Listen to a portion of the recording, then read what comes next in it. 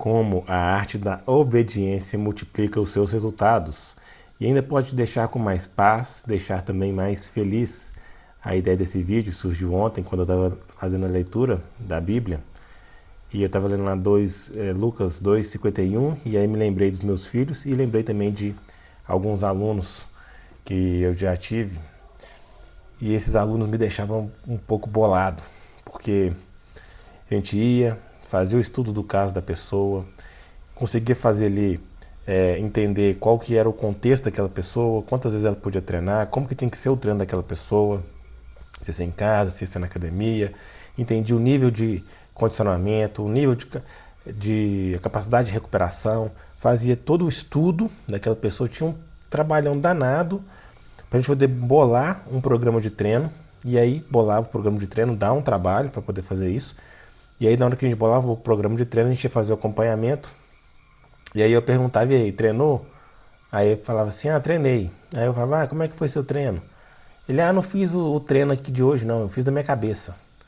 Aí beleza, um dia ou outro vai, mas aí consistentemente o aluno ia lá e não seguia o treino planejado. Ele fazia o que dava vontade, ele fazia o que ele estava na cabeça.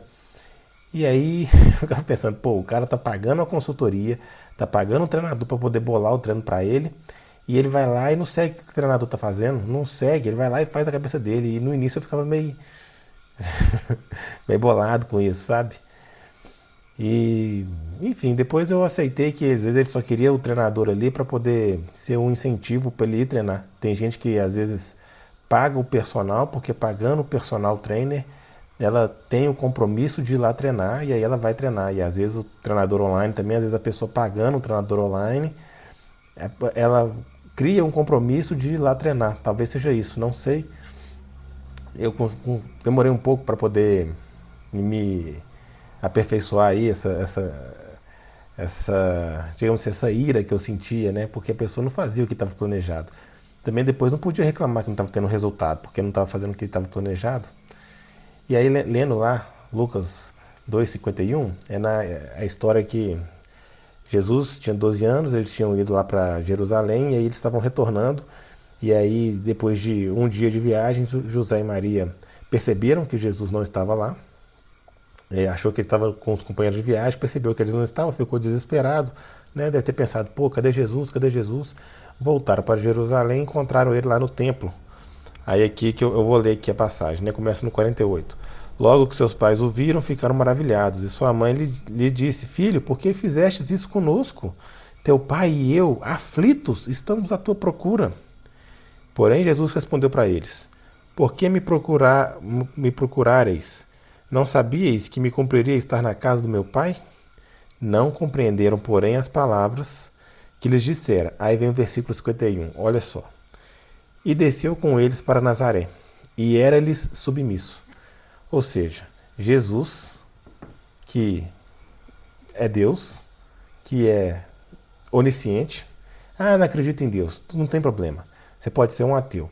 Se você vai ler a Bíblia, você pode ser um ateu, ler a Bíblia, você parte do pressuposto que Deus existe, Deus é onisciente, onipotente, onipresente, e aí para você poder julgar o que está escrito ali. Então, se você é ateu, não importa, vamos partir desse pressuposto. Deus é onisciente, onipotente, onipresente, e Jesus é a encarnação de Deus vivo aqui na Terra, é o Filho de Deus.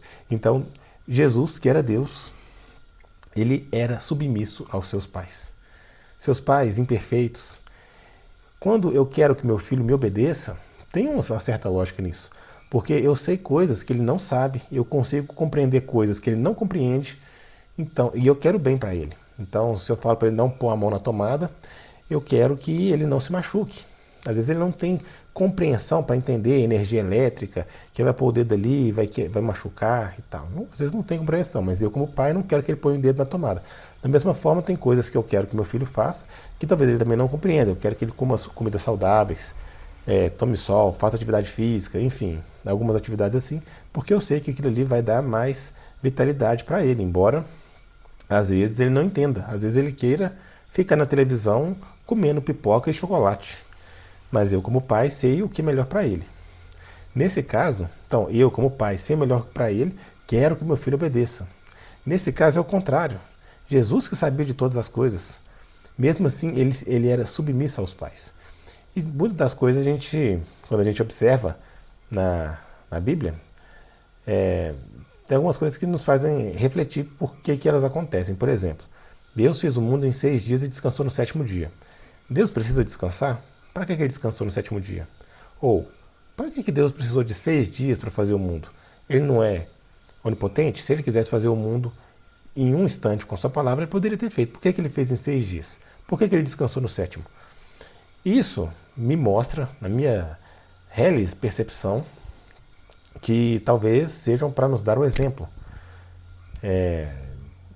Deus fez o mundo em 6 dias para nos mostrar talvez o planejamento das coisas, a ordem das coisas, estruturar a organização de alguma coisa antes da gente executar uma obra completa, que tem que ter ali uma ordem que as coisas devem ser feitas.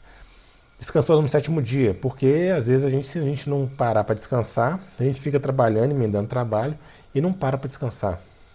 Às vezes, fisiologicamente, seja interessante ter um dia para descansar, me parece que faz sentido. Jesus, por exemplo, o rei Josias, na Bíblia, reinou com 8 anos. Se Jesus quisesse, então, reinar com 8 anos, ele podia. Se Josias reinou, quanto mais Jesus, que era filho de Deus. Mas ele esperou até os 30 anos para começar seu ministério. Por que será que ele esperou até 30 anos? Algumas coisas eu acho que aconteceram, como disse, no meu real entendimento, para nosso exemplo. E aí que eu quero trazer essa noção da obediência, como que ela pode aumentar nossos resultados. Fiz essa introdução um pouco longa, e aí eu vou dividir esse vídeo basicamente em duas partes. Na primeira, uma parte um pouco mais teórica, para poder trazer um pouco de teoria para embasar essa tese. Nessa parte teórica eu vou trazer 3 teorias, a teoria dos outliers, a teoria dos 3Ts e a teoria dos mestres das artes marciais, e depois a parte prática, teórica e prática. Na parte prática eu vou trazer 3 passos para você exercitar a arte da obediência. Como a gente pode exercitar em 3 passos simples e também seja uma obediência eficiente, né? Não seja uma obediência tola. Então vou trazer esses 3 passos. Então, começando aqui da parte teórica, as 3 teorias que eu quero trazer, a primeira é a teoria dos outliers. Outliers é aquele ponto fora da curva. Basicamente, essa seria uma tradução de outlier. E no livro, né, dos outliers, qual que é a ideia mais ou menos do livro? O cara foi e pegou os pontos fora da curva, ou seja, aquelas pessoas que se destacavam nas mais variadas áreas, para estudar o que elas tinham em comum. O que será que tem em comum o esportista que se destaca, o músico que se destaca, o empresário que se destaca, enfim, nas mais várias áreas aí do interesse humano, por que algumas pessoas se destacam? E aí, analisando um conjunto robusto, né, de dados, aí, ele percebeu que não era sorte, não era genética, não era um talento inato, não era nada disso. Todas as pessoas que chegaram nesse nível de excelência, elas tinham 10 mil horas, em média, né, 10 mil horas de prática deliberada. Então o autor sugere que tudo aquilo que você ficar bom, se você dedicar 10 mil horas de prática deliberada, você vai se tornar um especialista naquilo. Então, por essa teoria, por exemplo, Michael Jordan não era um excelente jogador de basquete só porque ele nasceu com um dom, mas ele treinou não sei quantos mil arremessos para poder ter um nível de eficiência, de acertar arremessos em jogos maior que os demais. Cristiano Ronaldo, ele não é essa potência aí no futebol simplesmente por causa de um dom. Ele é aquele cara que chega mais cedo que todo mundo, sai depois de todo mundo e além, fora do campo, fora do ambiente dele de trabalho, ele preocupa ali com a sua dieta, com a sua alimentação, com o seu treinamento, com o seu sono, enfim, com várias coisas que influenciam a performance.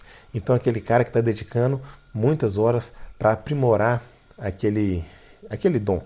Mesma coisa, um músico, eu não vou saber citar nenhum músico aqui, mas um músico muito famoso, que tem ali horas e horas e horas de prática em determinado instrumento, ou enfim, qualquer área que a gente pensar, artistas que pintaram aí milhares e milhares e milhares e milhares de quadros até conseguir ter uma técnica refinada e ser reconhecido por algumas dezenas dos seus quadros. Ayrton Senna, um outro exemplo também de esportista que que tinha ali um trabalho de prática deliberada para que se refletia ali na sua excelência. Enfim, essa é a ideia do livro, a teoria dos outliers. Então é o primeiro ponto que eu quero trazer aqui. O segundo ponto é a teoria dos 3 T's. Eu escutei essa teoria numa aula do Leandro Ladeira, que ele fala que a gente precisa de 3 T's para ter sucesso. Trabalho, tempo e técnica. Sendo que desses 3, o mais importante seria o trabalho. Porque se você tem trabalho, mesmo que você não tenha uma técnica, você vai chegar no sucesso, você só vai gastar mais tempo. Por quê? Porque à medida que você for trabalhando, você vai desenvolvendo a sua técnica. Você vai entendendo o que funciona e o que não funciona. E a partir disso, você vai refinando a sua técnica e ao longo do caminho, você produz a sua técnica. E aí você completa o terceiro T e vai gastar um pouco mais de tempo, mas você vai chegar lá. Nesse sentido, quando você tem a técnica, na verdade, você nada mais é do que você está pegando emprestado o tempo que outra pessoa que veio antes de você gastou desenvolvendo e refinando uma técnica. Então a pessoa foi lá, então vamos lá, vamos juntar com a teoria de cima aqui dos outliers. O cara ficou lá 10 mil horas de prática deliberada, refinou uma determinada técnica. E aí ele vai lá e passa para o seu, digamos assim, aprendiz essa técnica. E quando esse aprendiz ele toma posse dessa técnica, ele está, na verdade, pegando um aproveitamento, né, dessas 10 mil horas ali e começando com uma técnica mais elaborada do que se ele começasse do zero. Então ele vai ter um resultado mais rápido na medida que ele não vai precisar gastar tanto tempo para refinar a técnica dele, porque já está pegando a técnica pronta. Essa aí que seria a teoria dos 3 T's. E a teoria dos mestres das artes marciais é justamente, tudo conversa entre si, né?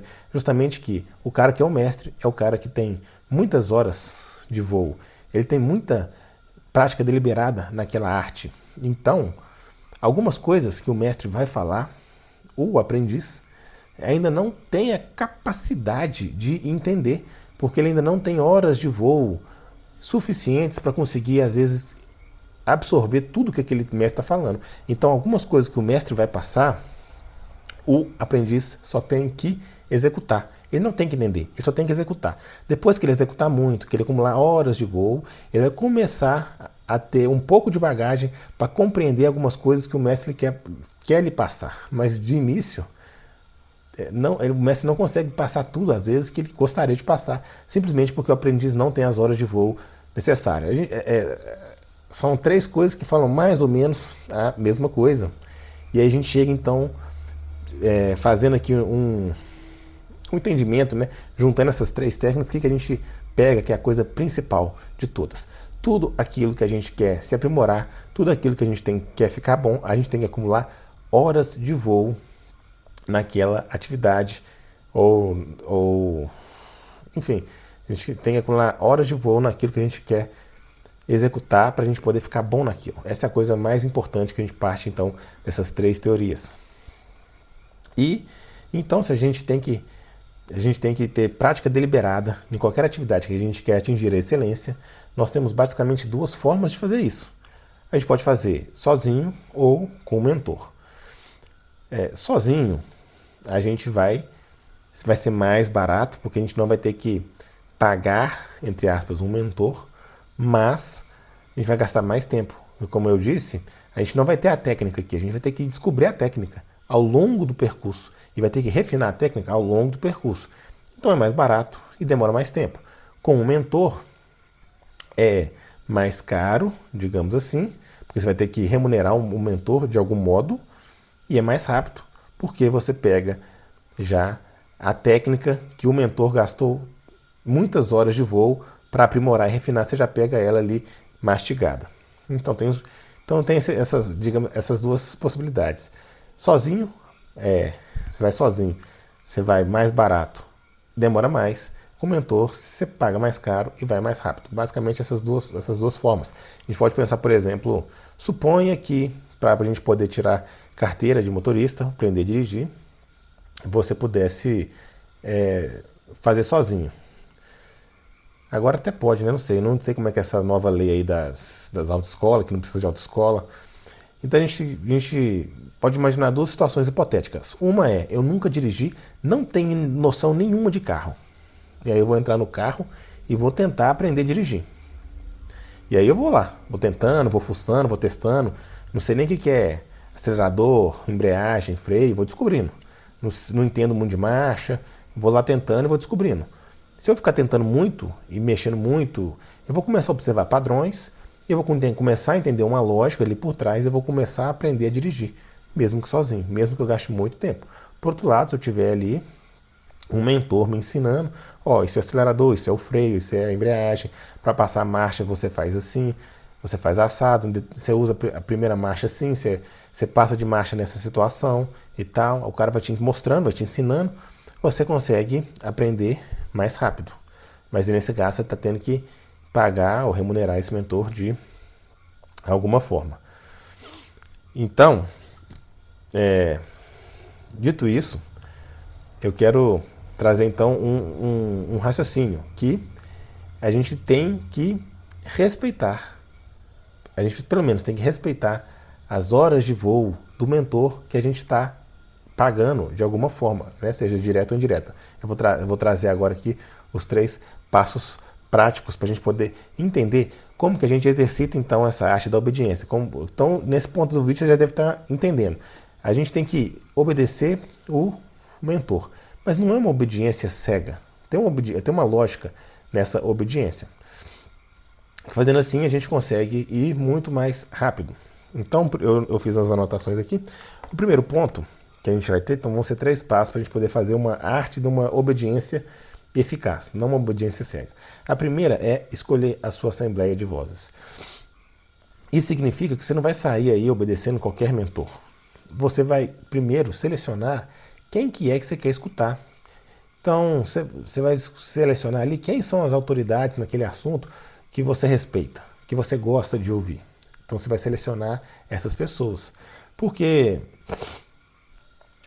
nem toda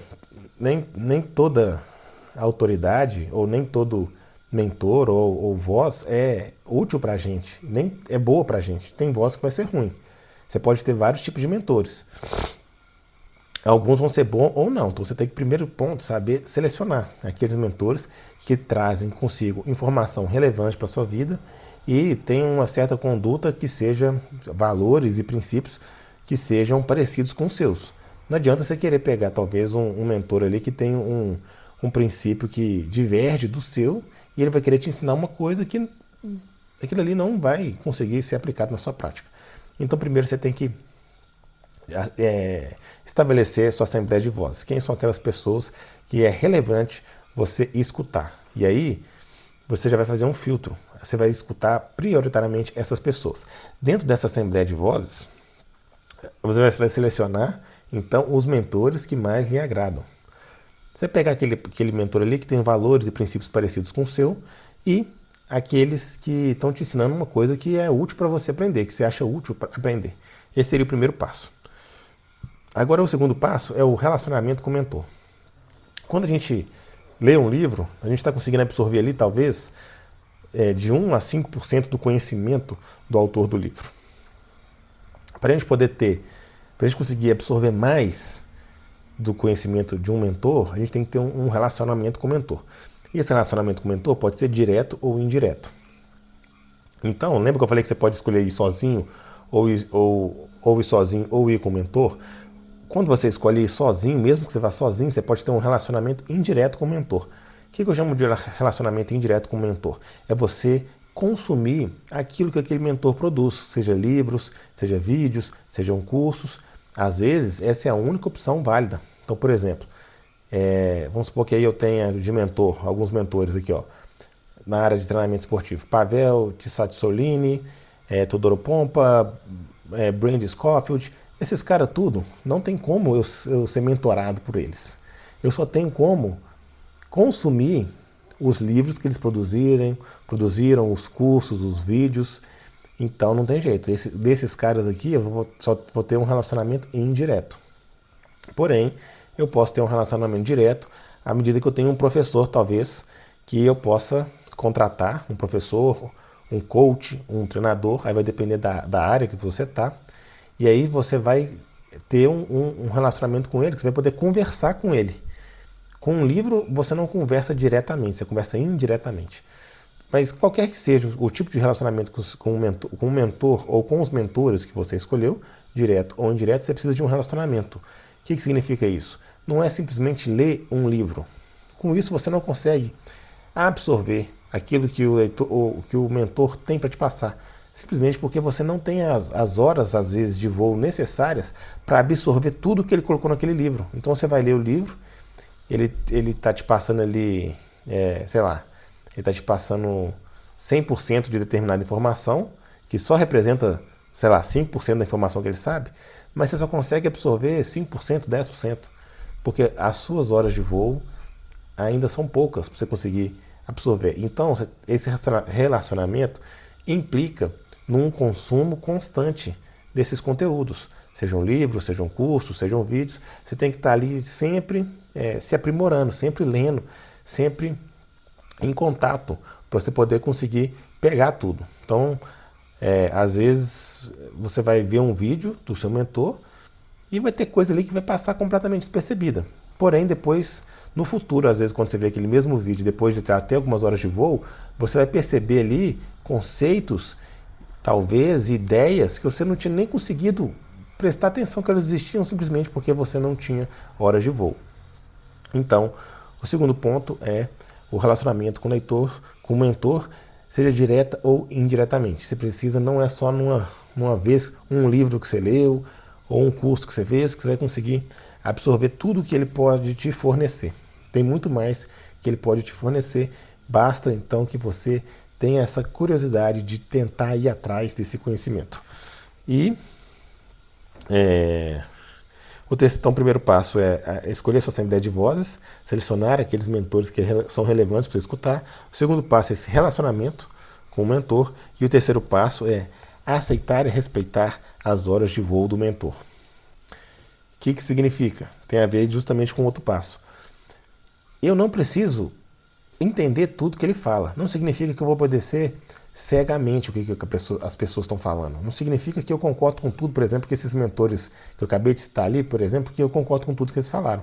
Porém, temporariamente, eu tenho que suspender o meu julgamento e partir do pressuposto que o cara tem muito mais horas de voo que eu. Então, o cara tem muito mais a me ensinar do que, às vezes, eu tenho a capacidade de aprender.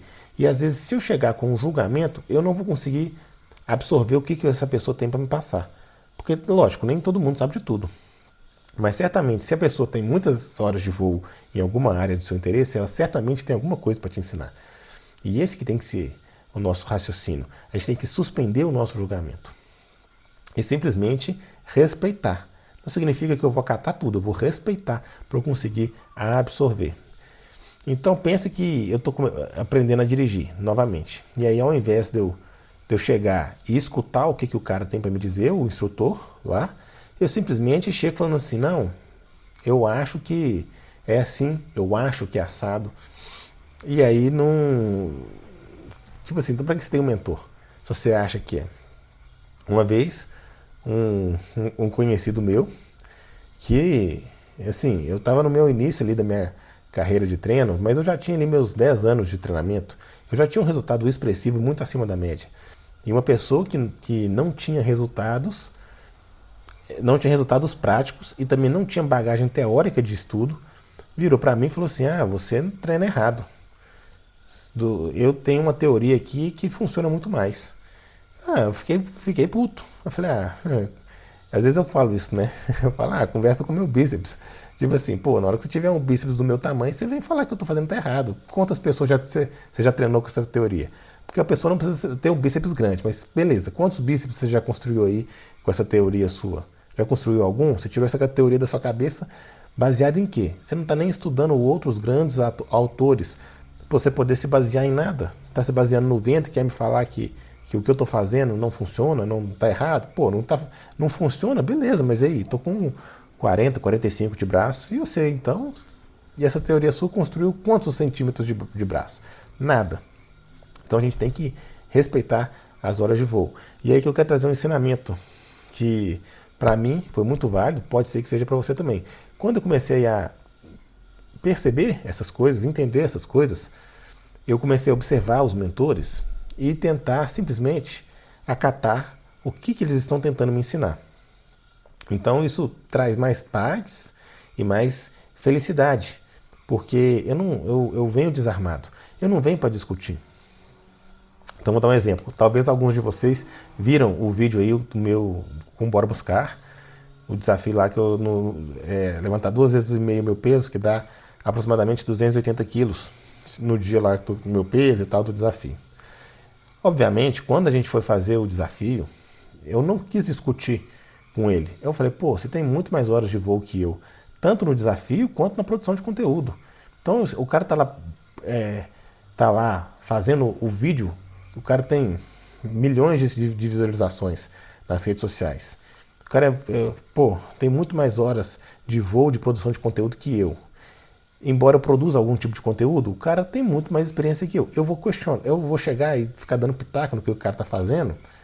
Pô, eu tenho que ter uma atitude mais humilde. Eu pensei, eu falei com ele, não vou discutir com você, eu não quero saber. Eu só quero que você fala e eu vou confiar e vou fazer o que você está mandando eu fazer. E assim foi. E, tipo assim, eu não fiquei dando pitaco na forma como que ele estava filmando, no ângulo que eu estava filmando, e nem dei pitaco em como ele conduziu o treino. Eu estava lá como um aprendiz. Ele era o mestre e eu era aprendiz. E tudo bem, porque a gente não vai ser mestre em todas as áreas da vida. Vão ter coisas que eu vou saber mais que outras pessoas. E vão ter outras áreas que outras pessoas vão saber mais que eu. E tá tudo bem. A gente só tem que ter essa humildade de saber reconhecer e valorizar as horas de voo de outras pessoas.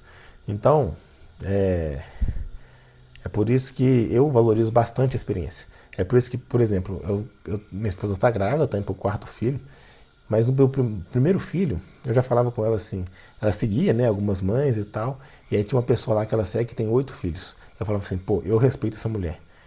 Ah, a outra aqui não tem filho nenhum, mas ela tem mestrado, doutorado e não sei o quê. Eu falo, pô, mas essa aqui, ó, ela tem horas de voo. Se ela tá falando, ela pode não saber, não ter a teoria de como é que é para explicar. Mas se ela tá falando que nos 8 filhos dela funcionou assim, tem algum valor aquilo ali. Tem algum valor, porque ela tem hora de voo. Então é isso, saber respeitar as horas de voo. E aí a gente volta lá no início do vídeo, que a pessoa contratava o treinador para poder passar o treino e não executava o treino do treinador. Ela não estava respeitando as horas de voo ali do treinador. O treinador que estudou sobre treinamento físico para poder trazer para ela ali, no contexto dela, qual que era o melhor treino para ela. Pode ser que não seja o melhor treino do mundo para ela, mas na visão do treinador ali, nas horas de voo que ele tinha, era um bom treino que aquela pessoa poderia fazer e provavelmente é um treino que vai dar muito mais resultado do que um treino tirado da cabeça de uma pessoa que não tem tantas horas de voo assim. Mas a pessoa simplesmente ignora. Então, como que a gente pode ter a arte da obediência para melhorar os nossos resultados? É simplesmente isso, a gente observar uma assembleia de vozes que tem uma experiência, de mentores que tem uma experiência muito maior que a gente em algum assunto e respeitar a experiência deles e tentar absorver o que eles têm de ensinamento. Porque muitas das coisas a gente vai gastar muitas horas para aprender. Mas como eles já gastaram muitas horas antes do que nós, a gente pode tentar chegar com humildade e aprender o que eles estão falando. Como eu disse, não é uma obediência cega. Né? À medida que a gente vai ganhando horas de voo, a gente vai criando o nosso próprio técnica. A gente vai criando a nossa técnica. A gente vai pegando ali dos nossos mentores que a gente selecionou e a gente vai chegando nas conclusões que às vezes alguma parte de alguma teoria de algum autor ali, de algum mentor, você não concorda. E está tudo bem. Depois que você adquiriu horas de voo, tudo bem. Mas antes, vamos dar um voto de confiança, suspender o julgamento, vamos tentar aprender o que o mentor tem para trazer para a gente e assim a gente consegue ter muito mais resultado, porque em vez de a gente quebrar a cabeça desenvolvendo uma técnica nova, a gente já pega técnicas prontas que estão dando certo e simplesmente a gente aplica na nossa vida e depois a gente aperfeiçoa, a gente parte de um ponto lá na frente de aperfeiçoamento. Então, só para fazer um resumo aqui desse vídeo, a coisa mais importante para a gente desenvolver excelência em qualquer área da nossa vida é acumular horas de voo. E a gente pode fazer isso de duas maneiras. Pode fazer isso indo sozinho ou com um mentor. independente da forma como você escolher, sozinho você talvez demore mais, mas é mais barato, mais em conta. E também às vezes é a única opção válida, porque nem sempre você vai poder conversar com aquele mentor que você quer. E com o mentor ali, às vezes é mais caro, mas você consegue ir mais rápido, porque você já consegue pegar a técnica ali e tentar apurar ela no seu caso concreto. Independente das duas formas que você escolha, tem 3 passos básicos que eu acho que são interessantes para a gente poder conseguir absorver melhor desse conteúdo. O primeiro é escolher nossa assembleia de vozes. A gente não vai sair escolhendo qualquer pessoa, vamos ver os resultados daquela pessoa, quais são os valores daquela pessoa, e nós vamos escolher mentores, então, que de alguma maneira a gente se pareça com eles, ou que de alguma maneira a gente se conecte com eles, para a gente não ter ali um mentor, às vezes, que tem uma coisa que diverge da gente, algum princípio que diverge da gente.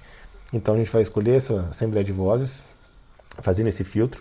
Depois a gente vai ter um relacionamento com o mentor, seja direto ou indireto, consumindo o conteúdo daquele mentor, ou conversando com aquele mentor, ou sendo mentorado pelo aquele mentor, tendo em vista que a gente não consegue absorver tudo de uma vez que o mentor quer passar, simplesmente porque a gente não tem horas de voo necessário para poder absorver tudo que ele pode nos passar.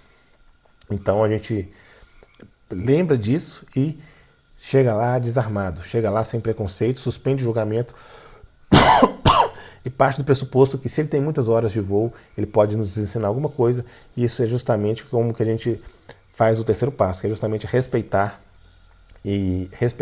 as horas de voo de um mentor, respeitar essas 10.000 horas ali, por exemplo, que ele tem de experiência, porque ele está trazendo ali uma técnica já refinada para você poder refinar a partir do seu contexto, a partir dali para frente.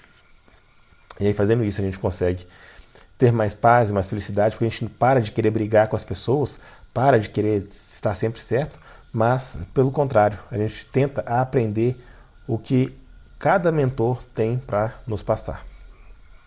Essa é a ideia que eu queria trazer nesse vídeo. Se você for contratar um mentor, dê uma chance para ele, faça o que ele está te passando, tente aproveitar ao máximo ali a experiência dele, converse com ele, tire suas dúvidas, para você poder absorver um pouco desse conhecimento que advém das horas de experiência. E é isso. Se essa era a ideia principal que eu queria trazer para esse vídeo, se ficou um pouco teórico, mas era basicamente isso: a gente respeitar as horas de voo do mentor, executar o que ele está propondo para a gente e tirar um pouco aí essa defesa que às vezes a gente tem de querer rebater tudo. Com isso a gente poder absorver melhor os conhecimentos e assim ir mais rápido.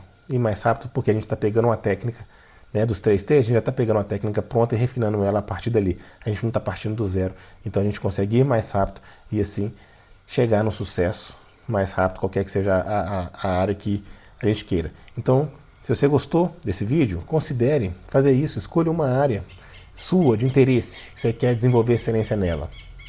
Escolha sua assembleia de voz naquela área.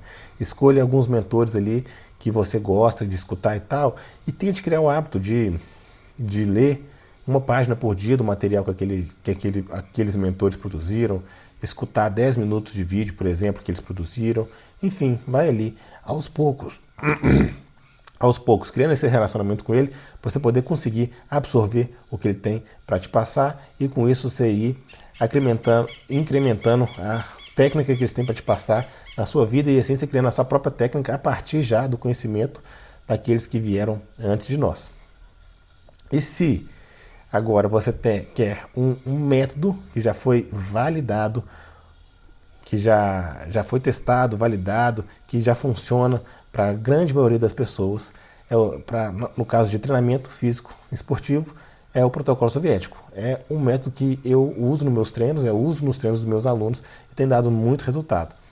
Se você quer conhecer mais desse método, eu vou deixar o link aqui na descrição, você pode clicar lá, conhecer um pouco mais desse método, e quando você sentir que é o momento, se você sentir que é o momento, você pode entrar para o nosso time e aprender um pouco mais da metodologia desse tipo de treino para aplicar na sua vida e ter mais resultados com o seu treinamento. É isso aí, muito obrigado, tamo junto e até a próxima.